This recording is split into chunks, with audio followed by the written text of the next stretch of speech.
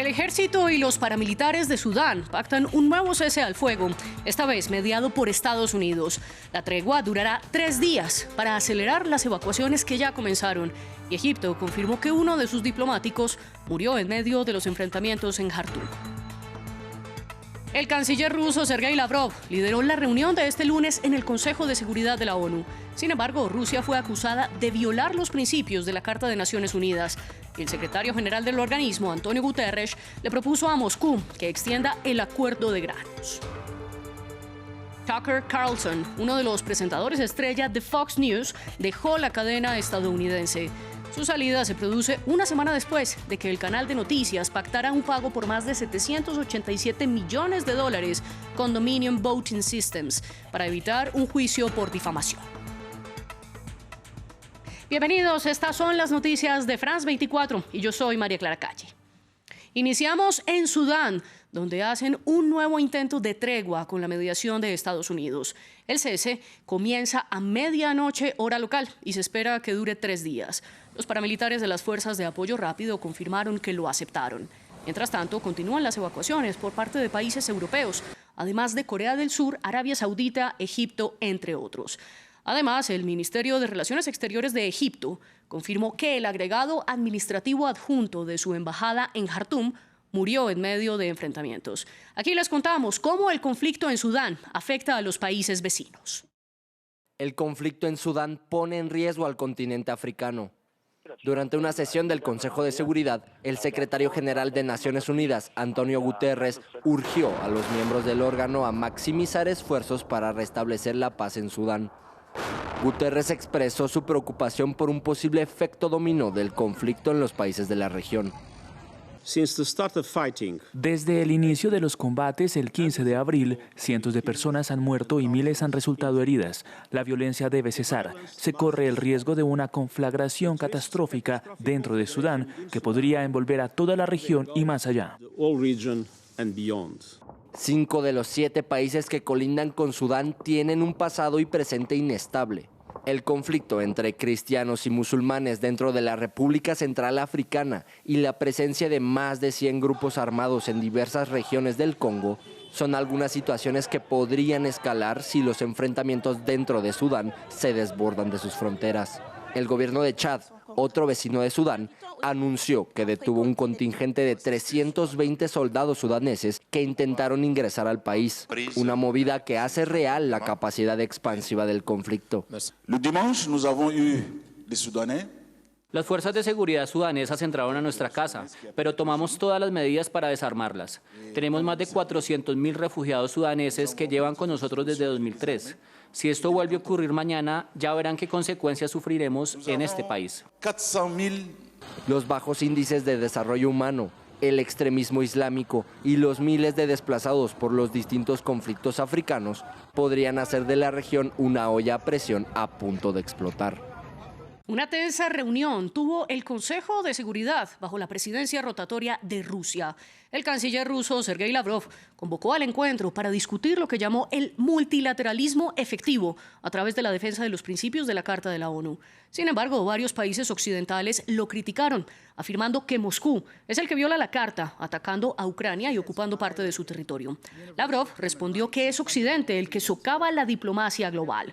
El secretario general de Naciones Unidas, Antonio Guterres, aprovechó para enviarle una carta al presidente de Rusia, Vladimir Putin, en la que le propone mejorar y expandir el acuerdo que permite la exportación de granos por el Mar Negro. Un acuerdo que expira el 18 de mayo y que Rusia ha amenazado con no renovar. Escuchemos. Enfrentamos crisis entrelazadas y sin precedentes, pero el sistema multilateral está bajo mayor presión que en cualquier otro momento desde la creación de las Naciones Unidas. Las tensiones entre las principales potencias están en un nivel histórico, al igual que los riesgos de conflicto por desventura o error de cálculo. La invasión de Ucrania en violación de la Carta de Naciones Unidas y el derecho internacional está causando un sufrimiento y una devastación masiva al país y a su pueblo, y se suma a la dislocación económica mundial provocada por la pandemia del COVID-19. Distinguidos colegas, como sucedió en la Guerra Fría, hemos llegado a un umbral peligroso, posiblemente aún más peligroso. La situación se ha visto agravada por la pérdida del multilateralismo y la fe en él. Como agresión financiera y económica, Occidente está destruyendo los beneficios de la globalización, cuando Estados Unidos y sus aliados abandonan la diplomacia y exigen que se aclaren las relaciones en el campo de batalla. Todo esto se hace en los pasillos de Naciones Unidas, que se creó para prevenir los horrores de la guerra. El Ministerio de Relaciones Exteriores de China declaró en un comunicado que respeta la integridad territorial de todos los países. Así, Beijing intenta calmar las tensiones en la Unión Europea, que desató el embajador chino en París, Liu Zhaye, quien cuestionó la soberanía de los países bálticos por haber pertenecido a la Unión Soviética. Veamos el informe. Mientras la guerra continúa en Ucrania y cuando Kiev se prepara para una contraofensiva en primavera, los comentarios del embajador de China en Francia han provocado la indignación de toda Europa. En su aparición en el canal de noticias francés LCI, Liu Zhaye se negó a decir si la Crimea anexionada era de hecho parte de Ucrania. Luego pasó a decir que los países que surgieron después de la caída de la Unión Soviética no tienen estatuto efectivo en virtud del derecho internacional, porque no hay ningún acuerdo internacional que confirme su condición de naciones soberanas. Estos comentarios ponen en entredicho no solo a Ucrania, sino a todas las antiguas repúblicas soviéticas que surgieron como naciones independientes tras la caída de la Unión Soviética en 1991. El lunes, los líderes de las 3 naciones bálticas de la Unión Europea, Estonia, Letonia y Lituania, convocaron a los enviados de China para que explicaran sus comentarios. Pedir una aclaración. Sí ha cambiado la posición de China sobre la independencia y recordarle que no somos países postsoviéticos, somos los países que fueron ocupados ilegalmente por la Unión Soviética. El máximo responsable de política exterior de la Unión Europea, Josep Borrell, calificó de inaceptables las declaraciones del enviado chino y dijo que el bloque también quería una explicación. El lunes, el Ministerio de Asuntos Exteriores de Beijing trató de calmar la polémica, retractándose de los comentarios del embajador. La posición de China sobre las cuestiones relevantes no ha cambiado. China respeta el estatus de soberanía de los países de la antigua Unión Soviética tras la disolución de la Unión Soviética. No es la primera vez que Liu desata la polémica. En 2021 se peleó en las redes sociales con un investigador francés, al que llamó pequeño matón y troll. También ha arremetido contra un grupo de legisladores franceses que se plantean viajar a Taiwán, que China considera parte de su territorio. Uno de los presentadores estrella de la cadena estadounidense Fox News ya no trabajará con la compañía. Se trata de Tucker Carlson, quien lideraba un show con su nombre y que presentó por última vez el viernes pasado, según informó el canal. Fox News no ofreció explicaciones sobre las causas de la salida de uno de sus personajes más influyentes. Carlson tenía una audiencia estimada de 3 millones de espectadores cada noche y llegó a ejercer gran influencia sobre el Partido Republicano. Su salida de Fox News ocurre una semana después de que la cadena llegara a un acuerdo por $787,5 millones con Dominion Voting Systems para evitar seguir adelante con un juicio por difamación. Dominion acusaba a Fox de propagar deliberadamente información falsa sobre el rol de sus máquinas de conteo de votos en un desmentido fraude electoral durante los comicios de 2020. Así se pronunció la compañía mediática. Fox News Media y Tucker Carlson acordaron separarse.